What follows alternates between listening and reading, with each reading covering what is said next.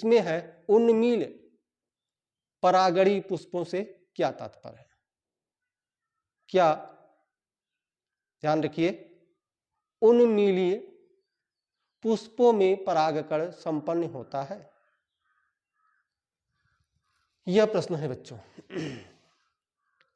तो हमें समझना यह होगा, आपसे पूछ रहा है कि उन्मील परागण, उन्मील, ध्यान रखिए बच्चों, उन्मील कह रहा है, यह उन्मील पुष्प क्या है?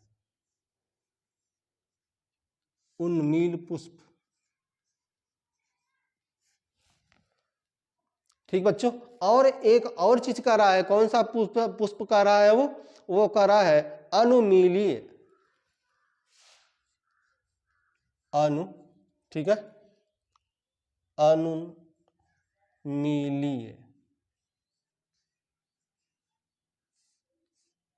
पुष्प।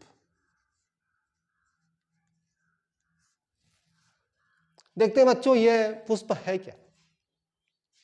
तो बच्चों जो उन्मील पुष्प है या अनुन्मीलीय पुष्प है, पुष्प दो प्रकार के होते हैं बच्चों। पुष्प जो है आपका दो प्रकार के हैं। जैसे यह पुष्प है, तो पुष्प दो तरह के होते हैं बच्चों।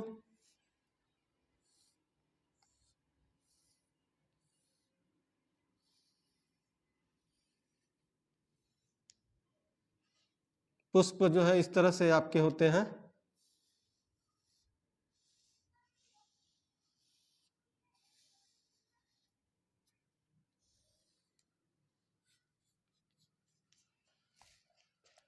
तो चलिए मान लीजिए यह कोई जो है पुष्प का पौधा है, और इस पुष्प के पौधे में देखिए दो तरह के पुष्प होते हैं, एक इस तरह से पुष्प है, दूसरा इस तरह से पुष्प है, ठीक है। इस पुष्प में देखें तो यह पुष्प जो है क्या है? बंद है, तो इसको हम लोग बोलते हैं बंद पुष्प, बंद पुष्प। और यह पुष्प देखिए, यह पुष्प खुला हुआ है, तो इस पुष्प को हम लोग बोलते हैं खुला पुष्प,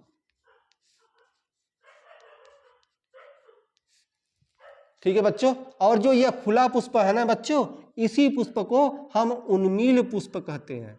क्या कहते हैं? उन्मील पुष्प, उन्मील पुष्प।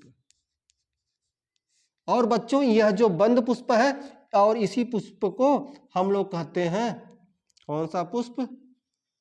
इसको कहते हैं अनुमीलीय,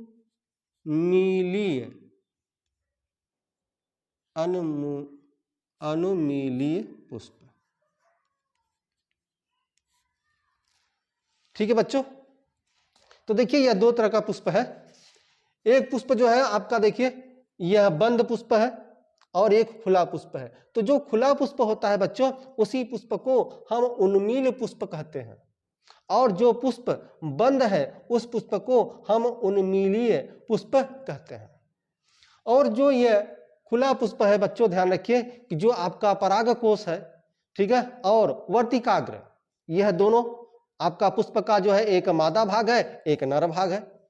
तो इसमें देखिए एक ही पुष्प में, देखिए एक ही पुष्प में नर भाग भी है और मादा भाग भी है। एक ही पुष्प में ध्यान देखिए, एक ही पुष्प में आपका नर भाग भी है और मादा भाग भी है, क्योंकि यह बंद है तो इसमें नर भाग भी है, मादा भाग भी है। अब इसमें बाहर से कोई जो है परागकण नहीं आ पाएगा, क्योंकि यह क्या है? यह बंद है। तो ऐसे पुष्पों में, अर्थात जो अनुन्मीलीय पुष्प है, इसमें जो है पर परागण नहीं होता, इसमें स्वपरागण ही होता है, क्योंकि ऐसे पुष्प हमेशा बंद रहते हैं, खिलते नहीं हैं, ठीक है। ऐसे पुष्पों को हम अनुमीलीय पुष्प कहते हैं, और अनुमीलीय पुष्प में स्वपरागण ही होता है, इसमें पर परागण नहीं होता, ठीक है बच्चों। तो समझ में आया कि उन्मील पुष्प क्या है। तो उन्मील पुष्प वह पुष्प होते हैं जिसमें आपका जो है परागकोश और जो वर्तिका है, ठीक है। यहां देखिए ऐसे पुष्प दोनों इसमें हैं, लेकिन यह खुले हुए हैं, ठीक है। इसमें जो है आपका क्या होता है? पर परागण होता है। जो है उन्मील पुष्प है, जो पुष्प का खुला भाग होता है, पुष्प खिलता जो है, ठीक है, यह पुष्पी पौधों में यह होता है। पुष्पी पौधों में उन्मील पुष्प होते हैं जो खिलते हैं पुष्प, ठीक है, तो उसमें जो है पर परागण होता है।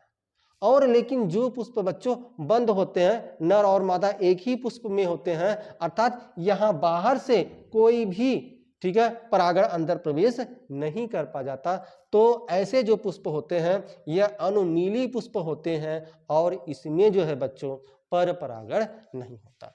तो यही प्रश्न था बच्चों आपका। प्रश्न नंबर जो आपका 7 है यही था कि उन्मील परागणी पुष्पों से क्या तात्पर्य है। तो उन्मील पुष्प क्या है बच्चों? वह पुष्प जो खुले होते हैं, ठीक है, जिसमें जो है आपका पुष्प का नर भाग और मादा भाग अर्थात परागकोश और वर्तिकाग्र दोनों पास पास होते हैं और खुले होते हैं, उसे हम उन्मील पुष्प कहते हैं। आगे प्रश्न क्या कह रहा है बच्चों कि क्या अनुमीलीय पुष्पों में परागण संपन्न होता है, पर परागण संपन्न होता है? तो बच्चों अभी हमने बताया कि जो अनमीलीय पुष्प होते हैं इसमें पर परागण संभव नहीं है, क्योंकि जो है यह बंद होते हैं, बाहर से कोई भी परागण जो इसमें प्रवेश नहीं कर पाता, इसमें केवल स्वपरागण ही होता है। तो इस तरह से बच्चों यह प्रश्न भी आपका क्या हुआ, पूरा हुआ, प्रश्न नंबर 7।